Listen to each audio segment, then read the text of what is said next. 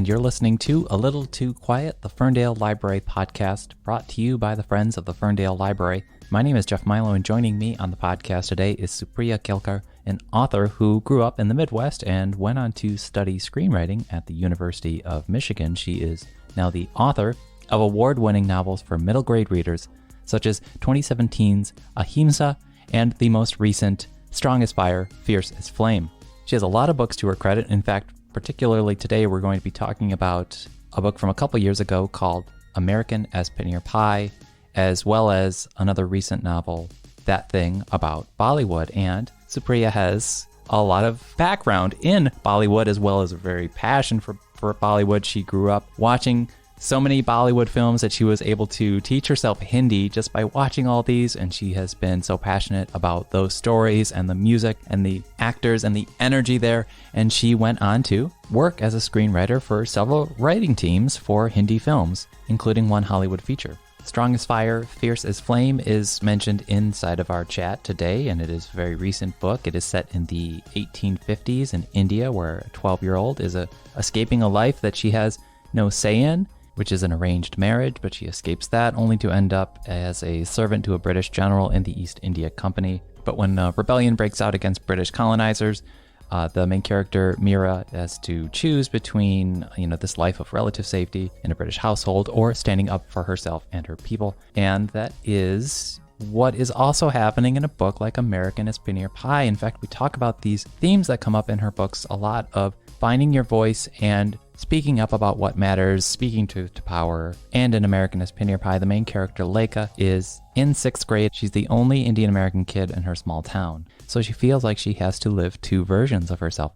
There's home Lekha, who really loves watching Bollywood movies and eating Indian food. And then there's school Lekha, who puts her hair over her bindi birthmark and avoids confrontation at all costs, especially when someone teases her for being Indian. But when a racist incident rocks Lekha's community, Lekha realizes she must make a choice, continue to remain silent, or find her voice before it's too late. And we'll be talking about that book especially because it is one of the 6 books featured in this year's Battle of the Books that our youth librarians are hosting in collaboration with Ferndale's Upper Elementary School.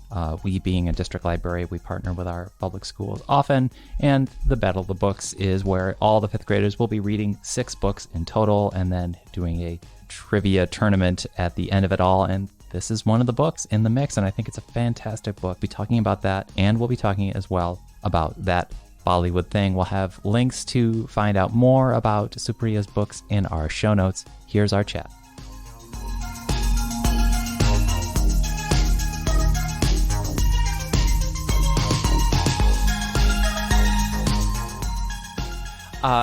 So welcome to the show. I just wanted to start with about you as a storyteller. I wanted to know some of your formative moments, your formative maybe influences. When did you know you wanted to be a storyteller and an author? And also, when did you know that you really wanted to focus on books for younger readers?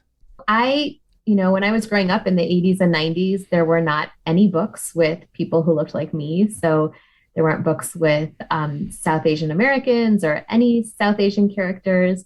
And I used to write stories all the time, and I never touched that brown crayon. I would use it for like a house or a tree, but every character I wrote and drew about was white with yellow Crayola hair, because that's all I saw. And that's all I thought that could, have a story about. So around 3rd grade, or actually in 3rd grade, I remember our teacher reading us The Secret Garden. And I sat up a little taller because it was the first time in my life that I had ever heard or seen Indian characters in a book in school. And I, was really excited and I felt seen. And then I quickly realized they weren't even thought of as human by the characters in the book. Even when the story took place in India, they were just there to serve her. And I remember just, wishing a sinkhole would open up and swallow me whole right there because I was so mortified. But in that same class, our teacher had us write books and he bound them in hardcover. And it was so special to me to see my name on the cover there. I think because I grew up never seeing anyone like me writing a book or in a book. So I decided in 3rd grade that I wanted to be an author. And I went to college at the University of Michigan and I studied screenwriting. I worked as a Bollywood screenwriter for over a decade, and I was writing my books on the side, but I could not get them published. I wrote my very first book, or my first published book, Ahimsa, was written in 2003, and I would get hundreds of rejection letters over the years. And finally, one day in 2016, I found out that it was going to be published. And 17 years after I wrote the first draft, it was my first published book. A couple years after that, I thought back on that experience in third grade, and I wrote a book that came out last year called Strong as Fire, Fierce as Flame, which is a story that takes place in the same era as The Secret Garden. But instead of telling the story of the colonizer, it tells the story of the people being colonized and challenges readers to think about whose story is being centered and whose is being erased in not only classics, but in what we talk about in social studies and history classes and in any story, really. So I was able to sort of come full circle to that third grade moment in my publishing career. Wonderful, wonderful. Can you talk about the themes that you like to explore? And I'm thinking about a sense of identity, grappling with big changes in our lives, celebrating family, celebrating culture, and also confronting prejudice. All this is also written in such a way that is just candid and just never talks down to the reader. And some of it can be very emotional and heavy. So can you talk about how you approach your writing and what is fulfilling about elucidating those aspects to young readers? Yeah. So I like to write books that I wish I had when I was a kid. And I think every single novel I've written and the ones that I'm writing right now are all in some way about finding your voice. That thing about Bollywood is about a girl who's really terrible about expressing her feelings. And one day she gets this magical condition called Bollywooditis, which makes her express herself in the most obvious way possible through Bollywood song and dance numbers. So even though it's song and dance, it's still an expression of your voice. Because on school visits, I like to tell kids and library visits that, some kids are shy, like I was as a kid, and they don't really have that voice, but your voice can take so many forms. It can be in the form of your writing. It can be in the form of music, dance, whatever. So all my books are really about empowering kids to find their voice in whatever shape it may take. And within that, I'm able to tackle really tough subjects. Like that thing about Bollywood is fun, but it's also about divorce and cancer. And Strong as Fire, Fierce as Flame is historical, but it's about erasure and representation and girl power and female empowerment. And American Espanier Pie is about speaking up for what you believe in and standing up and speaking out against hate. And these are all things that I want to empower my readers to be able to do much earlier than I was, because I grew up in a small town where not many people looked like me. And it was, years and years of racial bullying for me. And I didn't really realize that I have a voice until college, when I found out my voice takes the form of my writing. And so my hope is that kids will be able to reach that point while they're still kids, while they're reading my books. And I hope that my stories are able to contribute to that journey a little bit. Absolutely. And I don't know where I'm going with this. I don't really have a question, and I certainly don't want to spoil the ending of American Paneer Pie, but there is something really momentarily vindicating about this climactic scene that I won't really describe. And the response, let's say that the main character makes this statement, but the response feels also realistic. It's not like it magically changes the world. And right. I think that I just respect that you're showing the kids that it might not all magically work out in the end, but there's all these things worth fighting for and worth standing up for. Yeah, absolutely. Yeah. That was a choice that I made to show that. I'm also like, how do I say this without giving away right. that moment? But yeah, because, we can fight really hard and still not see major change, but it's so worth it. Yeah. It's so worth finding your voice and using it and speaking up for what you believe in. And maybe you'll change one person's mind, like may or may not happen in that scene. No, So, sure. It is, yeah. But it's worthwhile. And this is not a spoiler to get folks into American Paneer Pie, because one of the most realistic, but also for the reader kind of heart-wrenching scenarios is that the main character, Leica, is really seeing as though she has to live two lives, and that is kind of right at the beginning of the book. So I just want to talk about that now. The character in That Thing About Bollywood, Sonali is withstanding the trauma of her parents splitting apart, but Leica is withstanding everything from microaggressions to ignorance to bald-faced prejudice. So can you talk about what the writing experience was like for that book? What was it like to put those painful exchanges that happen every day onto the page? Yeah, that was so. I talked about how Ahimsa took a long time to get published, but I didn't mention that I was also still figuring out the story. And every year I would do a revision and throw out characters and add things. And so it really was several years of writing before it got to a point where the story was figured out. Mm-hmm. American is Near Pie is really my lived experience, and I sat down and I outlined it really quickly, and I wrote the whole book in 5 weeks. Wow. And so it was just like really quick compared to, my previous books and how long it had taken me to figure out the story. And I think because it is my lived experience, it came to me, obviously fictionalized, but I'm a horrible swimmer. But it came to me really quickly. And that's why I like to tell kids that it's really important to know how much your story matters and that you should share it with the world. And so I wrote it in 5 weeks, and it was hard. It was hard digging in. My agent actually encouraged me to make the character more like my childhood. And once she said that, and I was able to really dig deep into these pretty painful memories, it just was like magic, really. It was so weird that like everything was coming together. All these subplots were fitting, and I don't feel like I did much. Whereas with my other books, I'm really struggling to like come up with connections and make everything work out in the end. But this sort of just fell together magically. I think maybe it's less magic. It's more just, sort of being true to who you are and putting it down on paper.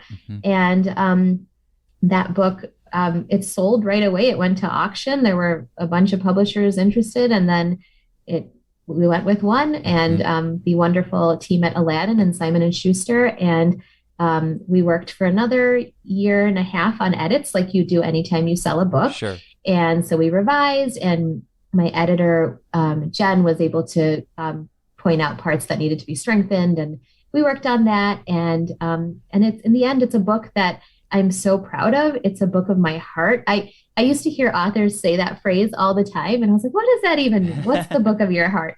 And when I wrote this, I was like, oh my, I understand. It's a piece of you, right. And it's your story, and it matters so much. Right. So I'm glad I got to have that experience. Right. And what I always love about your books, it's this balancing act of bringing the heavy and talking about these real substantive issues, but also just illuminating the culture and always having these moments for just real, like, hands in the air celebration. I'm even thinking of something like the picture books. Is it Bindu's Bindi, and the ending there is just beautiful. There's just a lot of beauty and celebration there too, and the just the resoluteness and speaking up for yourself and all that stuff. One last question before I let you go. I just wanted to, we've been talking about American is Near Pie, but I just want to hear a little bit more about one of the other recent books, which is That Thing About Bollywood, which we've kind of touching on here. Is so, can you just talk about your background in screenwriting and just how that might inform your writing of books, because it really just, all your books have such a great pacing to that. And I just wanted to hear about that influence of Bollywood in general and that long legacy of films, decades worth of films, really. Yes, I would love to. Bollywood's my favorite subject, so I can talk about that for a long time. But like when I said I grew up without seeing anyone who looked like me in any American book, there was also nobody who looked like me on TV or in movies or in junk mail advertisements that would come, or in commercials. There was just this complete erasure. But there was one place where I did get to see people who looked like me, and that was on these VHS tapes of Bollywood movies.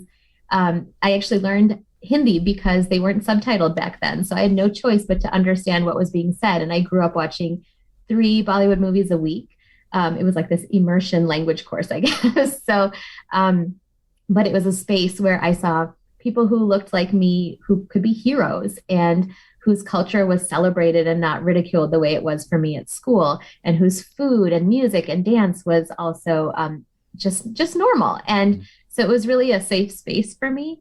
And when I grew up, and became an author, I tried for a really long time to figure out how to put Bollywood into my books. So you can see snippets of it in American as Paneer Pie.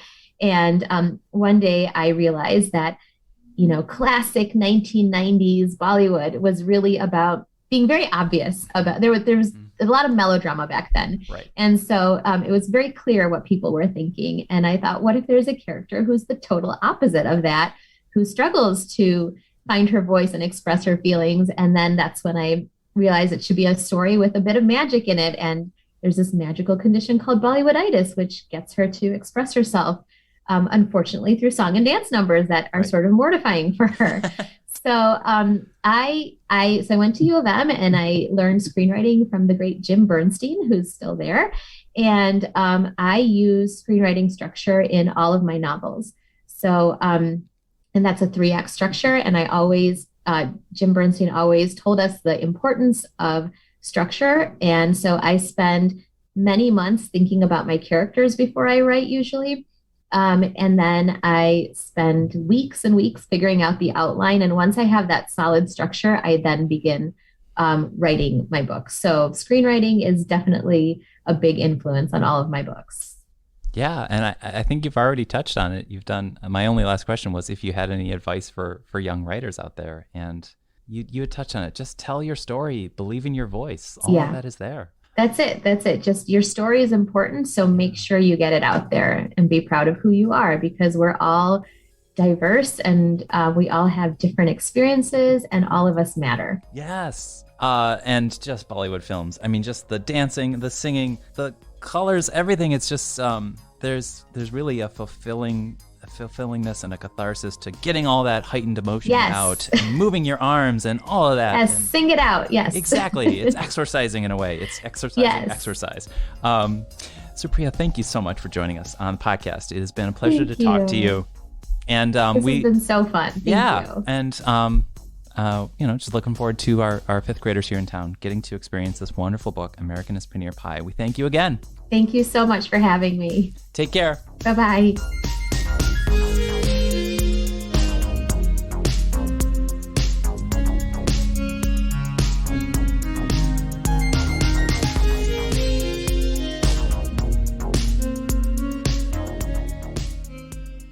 And that was our chat with Supriya Kelkar, author of American as Paneer Pie, that thing about Bollywood, and also Strong as Fire, Fierce as Flame. She has also written children's picture books along with all these middle grade fiction books, and also has a rich background in screenwriting and a connection to the University of Michigan. So a Michigan connection. We were so glad to have her on our podcast, and we are all looking forward to the Battle of the Books. Again, more info about Supriya in our show notes. We thank her again for joining us. And we thank you for listening to this episode of A Little Too Quiet. It's the Ferndale Library Podcast, brought to you by the Friends of the Ferndale Library. The music that you hear at the beginning and end of these episodes is by local musician John Duffy. If you'd like to support this podcast, you could go to ferndalefriends.org, or you could follow us or leave a comment, leave a review, give us a 5-star rating. Maybe it could help us find more listeners, or you could just tell a friend about it. And if you enjoyed this chat particularly, please share it to social media. We'll be back next week with more. Thanks for listening.